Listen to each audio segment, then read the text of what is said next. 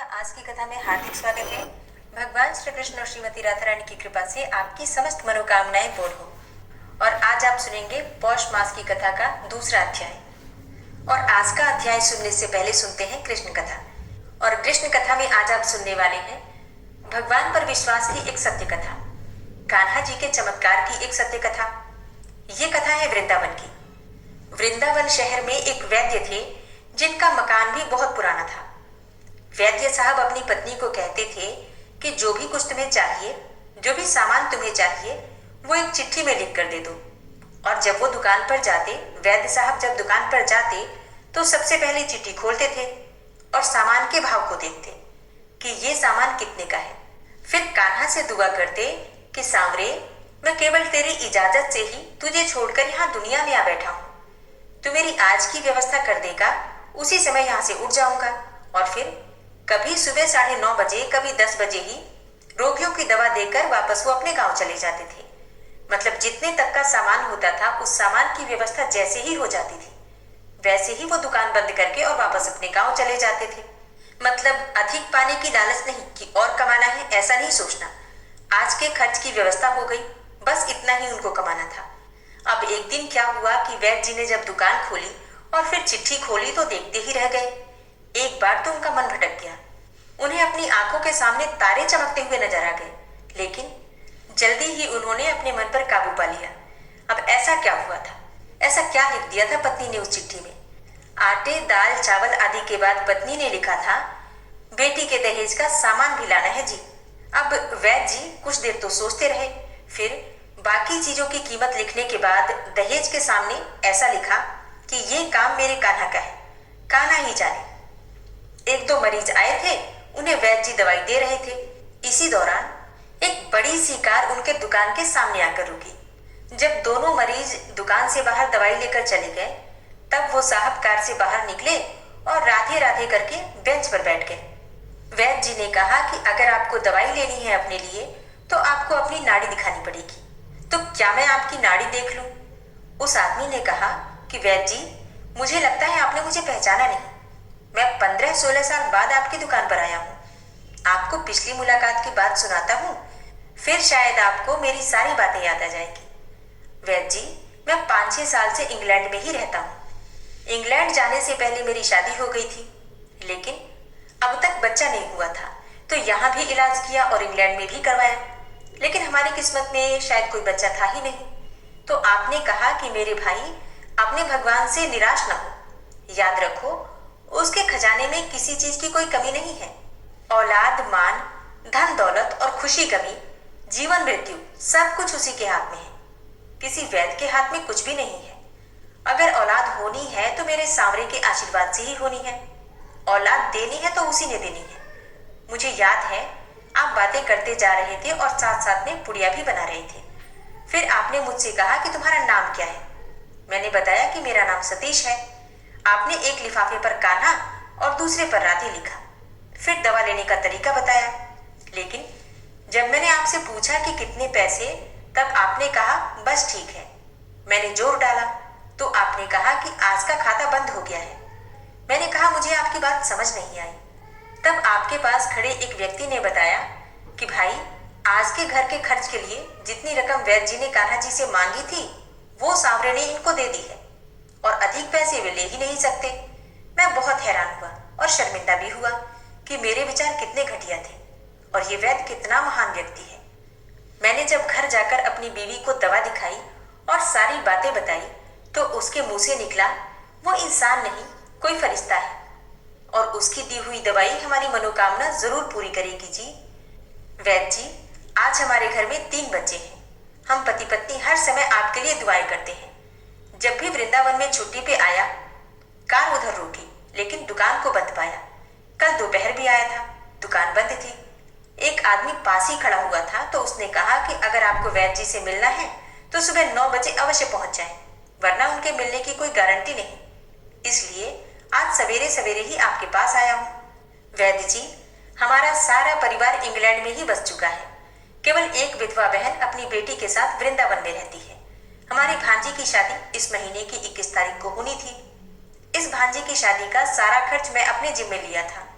10 दिन पहले इसी कार में उसे मैं पानीपत अपने रिश्तेदारों के पास भेजा कि शादी के लिए जो चीजें चाहे खरीद ले।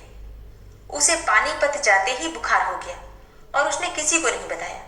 बुखार की दवा खाती रही और बाजारों में फिरती रही।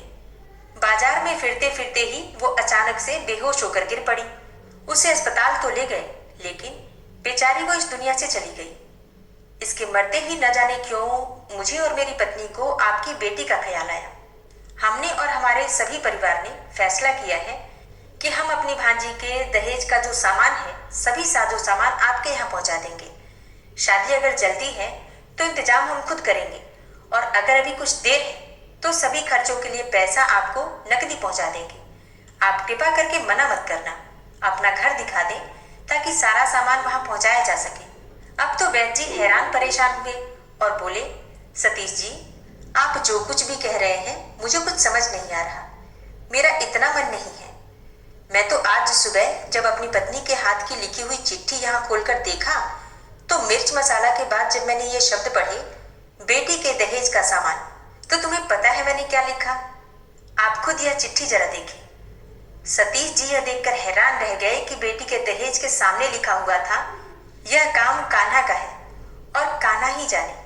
वैद्य जी ने कहा कि सतीश जी, यकीन करो कि आज तक कभी ऐसा नहीं हुआ था कि पत्नी ने चिट्ठी पर कोई बात लिखी हो और मेरे सांवरे ने उसी दिन उसका इंतजाम न कर दिया हो, उसकी व्यवस्था न कर दी हो। आपकी भांजी की मौत का मुझे सदमा है, अफसोस है, लेकिन मैं सांवरे की कुदरत से हैरान हूं कि वे कैसे अपनी लीला दिखाते हैं। भगवान पर विश्वास करें तो वैद्य जी के जैसा कि हम जो भी सोचेंगे भगवान जी, हमारे कान्हा जी उसे पूरा कर ही देंगे। लेकिन कई बार क्या होता है, हमें ऐसा लगता है कि ये सब तो कहानियां हैं। ऐसा थोड़ी होता है, ऐसा तो सिर्फ कहानियों में होता है। और फिर इस वजह से, क्योंकि हमारे अंदर श्रद्धा की कमी है, विश्वास की कमी है, इसलिए ईश्वर भक्ति की सत्य कथाएं भी हमें कहानियों की तरह ही लगती है। और फिर पूर्ण रूप से हम ईश्वर पर, अपने कान्हा पर, ठाकुर जी पर या इष्ट देवता पर विश्वास ही नहीं करते। और जब तक पूर्ण विश्वास नहीं होगा, पूर्ण समर्पण नहीं होगा, संपूर्ण रूप से श्रद्धा नहीं होगी, तब तक परेशानियां बनी ही रहती हैं। और फिर चाहे दुनिया में कितना भी भटक लो, परेशानियां समाप्त नहीं होती। कोई भी मनोकामना हो सिर्फ पूजा पाठ से पूर्ण नहीं होती है। ईश्वर में विश्वास हो तो बहुत सारी चीजें कम पूजा पाठ के बाद भी पूरी हो जाती हैं। बहुत सारी कामनाएं जो लोग कम पूजा पाठ करते हैं उनकी भी पूरी हो जाती हैं। तो विश्वास पूर्ण रूप से कीजिए। अगर आप ईश्वर के भक्त हैं तो सब कुछ छोड़ दीजिए, देख लेंगे वो अपने आप ही। जो आपके लिए जरूरी होगा आपको मिल ही जाएगा, और जो नहीं जरूरी होगा, जो भगवान को लगता है कि आपके लिए ठीक नहीं है, वो आपके लाख प्रयास करने के बाद भी नहीं होगा।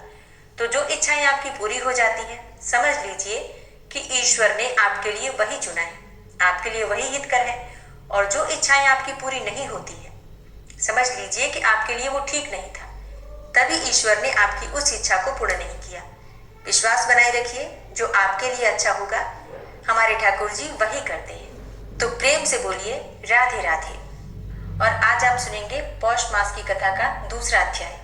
नारायणं नमस्कृत्यं नरं चैव नरोत्तमं देवीं सरस्वतीं व्यासं ततो जयमुदीरयेत्। एक समय जब महाक्षेत्र कुरुक्षेत्र में महात्मा राजा श्री रामचंद्र जी का 12 वर्षों में पूरा होने वाला यज्ञ चल रहा था, उस समय उस यज्ञ में निमंत्रित होकर शुद्ध अंतःकरण वाले सभी मुनि पधारे थे, जो कि वेदों और वेदांगों के पारगामी विद्वान थे। वे वहां स्नान करके, न्यायपूर्वक जप आदि कर्म करके, वेद वेदांगों के पारंगत पंडित भरद्वाज मुनि को आगे करके क्रमशः विचित्र विचित्र आसनों पर बैठे। फिर उस समय व्यास शिष्य रोमहर्षण सूत जी से भरद्वाज आदि मुनिवरों ने पूछा, हे महाभाग, इस समय हम महापुरी अयोध्या का गुणों से उज्ज्वल एवं रहस्य युक्त सनातन महात्म्य सुनना चाहते हैं। विष्णु प्रिया अयोध्या कैसी है, उसमें कैसे स्थान है, कौन कौन से तीर्थ हैं और उसके सेवन से कैसा फल प्राप्त होता है। तब सूत जी बोले, तपोधनो, मैं भगवान व्यास को प्रणाम करके आपके आगे महापुरी अयोध्या के रहस्य युक्त महात्म का यथावत वर्णन करता हूँ। अलसी के फूल की भांति जिनकी श्याम कांति है तथा जिन्होंने रावण का विनाश किया है, उन कमल के समान नेत्रों वाले अविनाशी परमात्मा श्री रामचंद्र जी को मैं नमस्कार करता हूँ। अयोध्यापुरी परम पवित्र है, पापी मनुष्यों को इसकी प्राप्ति होनी बहुत कठिन है। जिसमें साक्षात भगवान श्री हरि निवास करते हैं, वह अयोध्या भला किसके सेवन के योग्य नहीं है। अयोध्या सरयू के तट पर बसी है और वह दिव्यपुरी परम शोभा से युक्त है। प्रायः बहुत से तपस्वी महात्मा उसके भीतर निवास करते हैं। जिस पुरी में सूर्यवंशी इक्ष्वाकु आदि सब राजा प्रजा पालन में तत्पर रहे हैं, जिसके किनारे मानसरोवर से निकली हुई पुण्य सलीला सरयू नामावली नदी सदा सुशोभित रहती है और उसके तट पर भ्रमरों के गुंजन एवं पक्षियों की कलरव होते रहते हैं। हे मुनिवरों, भगवान विष्णु के दाहिने चरण के अंगूठे से गंगा जी और बाएं चरण के अंगूठे से शुभकारिणी सरयू जी निकली हैं। इसलिए वे दोनों नदियां परम पवित्र तथा संपूर्ण देवताओं से वंदित हैं। इनमें स्नान करने मात्र से मनुष्य ब्रह्म हत्या का नाश कर डालता है। अकार कहते हैं ब्रह्मा को, यकार विष्णु का नाम है और धकार रुद्र स्वरूप है। इन सबके योग से अयोध्या नाम शोभित होता है। तो समस्त उपपातकों के साथ ब्रह्म हत्या आदि महापातक इस पुरी से युद्ध नहीं कर सकते, इसलिए इसे अयोध्या कहते हैं। यह भगवान विष्णु की आदिपुरी है और विष्णु के सुदर्शन चक्र पर स्थित है, अतएव पृथ्वी पर अतिशय पुण्यदायिनी है। इस पुरी की महिमा का वर्णन कौन कर सकता है, जहाँ साक्षात भगवान विष्णु आदर पूर्वक निवास करते हैं। सहस्त्रधारा तीर्थ से पूर्व दिशा में 1 योजन तक और सम नामक स्थान से पश्चिम दिशा में 1 योजन तक, सरयू तट से दक्षिण दिशा में 1 योजन तक और तमसा से उत्तर दिशा में 1 योजन तक इस अयोध्या क्षेत्र की स्थिति है। यही भगवान विष्णु का अंतर्गृह है। यह विष्णुपुरी मछली के आकार वाली बतलाई गई है। पश्चिम दिशा में गोप्रतार तीर्थ से लेकर 80 तीर्थ पर्यंत इसका मस्तक है। पूर्व दिशा में इसका पुच्छ भाग है और दक्षिण एवं उत्तर दिशा में इसका मध्यम भाग है। प्राचीन काल में विष्णु शर्मा नाम से विख्यात एक श्रेष्ठ ब्राह्मण रहते थे। वे वेद और वेदांगों के तत्वज्ञ और धर्म कर्म में तत्पर रहने वाले थे। विष्णु शर्मा निरंतर भगवान विष्णु के भजन में संलग्न रहते थे। तो एक दिन की बात है कि वे तीर्थ यात्रा के प्रसंग से अयोध्यापुरी में आए। वहां उन्होंने शाक, मूल और फल खाकर तपस्या प्रारंभ की। सवेरे स्नान करके विधि पूर्वक भगवान विष्णु की पूजा करते और इंद्रिय समुदाय को वश में करके विशुद्ध चित्त से भगवान विष्णु में मन लगाकर प्राणायाम करते हुए ओंकार का जप करते तथा हृदय में विकसित कमल का चिंतन करके उसके ऊपर पीताम्बरधारी शंख चक्र गदाधर भगवान विष्णु का ध्यान एवं पुष्प आदि से मानसिक पूजन करते थे। ब्रह्म रूप श्रीहरि का ध्यान और द्वादशाक्षर मंत्र का जप करते हुए वे वायु पीकर रहने लगे। इस प्रकार उस ब्राह्मण के 3 वर्ष बीत गए। तदनंतर विप्रवर विष्णु शर्मा ने ध्यान पूर्वक भगवान विष्णु का इस प्रकार स्तवन किया।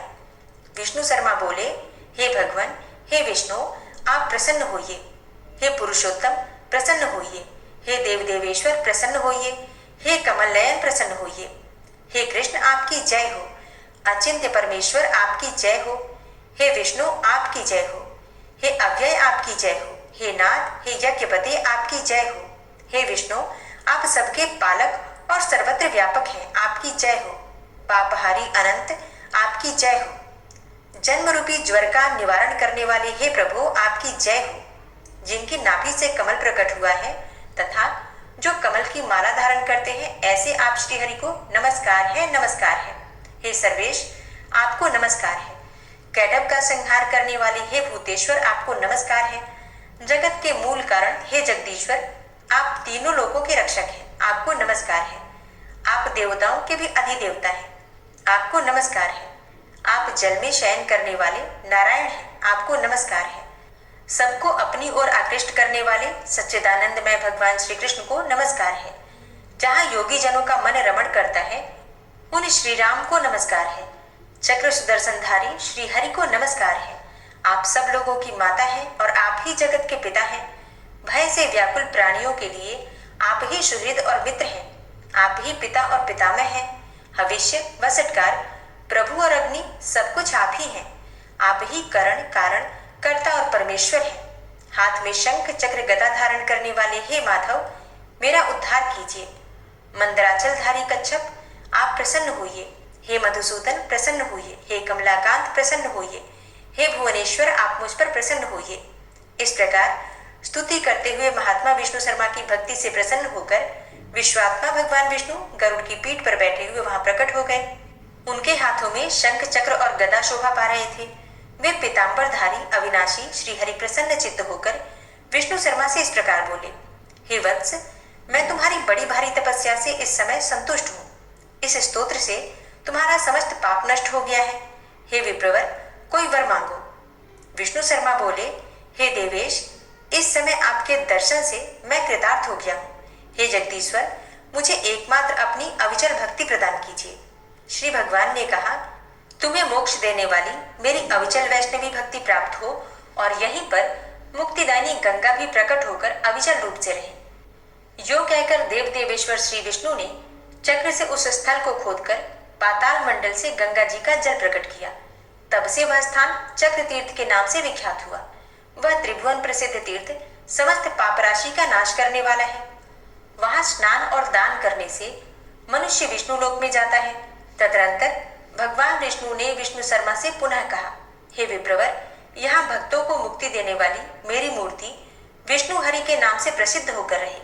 तब भगवान की यह बात सुनकर बुद्धिमान ब्राह्मण ने भगवान विष्णु की उस मूर्ति को स्थापित किया। तब से शंख, चक्र, गदा और पीतांबर धारण करने वाले चतुर्भुज भगवान विष्णु वहां विष्णु हरि के नाम से स्थित हुए। कार्तिक शुक्ल पक्ष की दशमी से लेकर पूर्णिमा तक वहां की वार्षिक यात्रा होती है। चक्र तीर्थ में स्नान करके मनुष्य सब पापों से मुक्त हो जाता है। जो वहां पितरों के उद्देश्य से पिंडदान करेगा, उसके पितर तृप्त होकर भगवान विष्णु के लोक में जाएंगे। समस्त सद्गुणों के सागर ध्येय मूर्ति सच्चिदानंदमय श्री हरि इस प्रकार लोगों को मुक्ति प्रदान करने के लिए उत्तम स्वरूप धारण करके वहां स्थित हुए। जो वहां चक्र तीर्थ में स्नान करके अधिक भक्ति भाव से भगवान विष्णु हरि की पूजा करता है, वह पुण्यात्मा मनुष्य वैकुंठ धाम में निवास करता है। जय श्री राम। इसके आगे का वृतांत आप कल की कथा में सुनेंगे। श्री राधा कृपा कटाक्ष स्तोत्र। मुनीन्द्र वृंद वंदिते त्रिलोक शोक हारिणी प्रसन्न वक्त्र पंकजे निकुंज भूविलासिनी व्रजेन्द्र भानुनंदिनी व्रजेन्द्र सूनु संगते कदा करिष्यसि मां कृपा कटाक्ष भाजनम्। अशोक वृक्ष वल्लरी वितान मंडप स्थिते प्रवाल बाल पल्लव प्रभारुणाद्रि कोमले वराभय स्फुरत्करे प्रभूत संपदालये कदा करिष्यसि मां कृपा कटाक्ष भाजनम्। अनंगरंग मंगलम प्रसंग भंगुरम भ्रुवां सविभ्रमं ससंभ्रमं दृगंत बाणपातने निरन्तरं वशीकृत प्रतीत नन्दनन्दने कदा करिष्यसि मां कृपा कटाक्ष भाजनम्। तडित् सुवर्ण चंपक प्रदीप्त गौर विग्रहे मुख प्रभा परास्त कोटि शारदेन्दु मंडले विचित्र चित्र संचरत् चकोर शावलोचने कदा करिष्यसि मां कृपा कटाक्ष भाजनम्। मदोन्मदादि यौवने प्रमोदमान मंडिते प्रियानुराग रंजिते कला विलास पंडिते अनन्य धन्य कुंज राज्य काम केलि कोविदे कदा करिष्यसि मां कृपा कटाक्ष भाजनम्। अशेष हाव भाव धीर हीर हार भूषिते प्रभूत शात कुंभ कुंभ कुंभि कुंभ सुस्तनि प्रशस्त मंद हास्य चूर्ण पूर्ण सौख्य सागरे कदा करिष्यसि मां कृपा कटाक्ष भाजनम्। मृणाल वाल वल्लरी तरंग रंग दौर्लते लताग्रलास्य लोल नील लोचनावलोकने ललल्लुलन् मिलन् मनोज्ञ मुग्ध मोहिनाश्रिते कदा करिष्यसि मां कृपा कटाक्ष भाजनम्। सुवर्ण मल्लिकांचित त्रिरेख कंबुकंठगे त्रिसूत्र मंगली गुण त्रिरत्न दीप्ति दीधिते सलोल नील कुंतल प्रसून गुच्छ गुंफिते कदा करिष्यसि मां कृपा कटाक्ष भाजनम्। नितंब बिंबलंब मान पुष्प मेखला गुणे प्रशस्त रत्न किंकिणी कलाप मध्य मंजुले करीन्द्रशुण्डदण्डिकावरोह शोभगोरुके कदा करिष्यसि मां कृपाकटाक्षभाजनम् अनेकमन्त्रनादमञ्जुनूपुरारवस्खलत् समाजराजहंसवंश निग्वणाति गौरवे विलोल हेमवल्लरी विडम्बिचारुचक्रमे कदा करिष्यसि मां कृपाकटाक्षभाजनम् अनन्तकोटिविष्णुलोकनम्रपद्मजार्चिते हिमाद्रिजापुलोमजा विरिञ्चिजावरप्रदे अपार सिद्धिरिद्धिदिग्धसत्पदाङ्गुलीनखे कदा करिष्यसि मां कृपाकटाक्षभाजनम् मखेश्वरी क्रियेश्वरी स्वधेश्वरी सुरेश्वरी त्रिवेदभारतीश्वरी प्रमाणशासनेश्वरी रमेश्वरी क्षमेश्वरी प्रमोदकाननेश्वरी व्रजेश्वरी व्रजाधिपे श्रीराधिके नमोऽस्तु ते इतीममद्भुतं स्तवं निशम्य भानुनन्दिनी करोतु सन्ततं जनं कृपाकटाक्षभाजनम् भवेत्तदैव सञ्चितत्रिरूपकर्मनाशनं लभेत्तदा व्रजेन्द्रसूनुमण्डलप्रवेशनम् जय जय श्री राधे जय जय श्री राधे।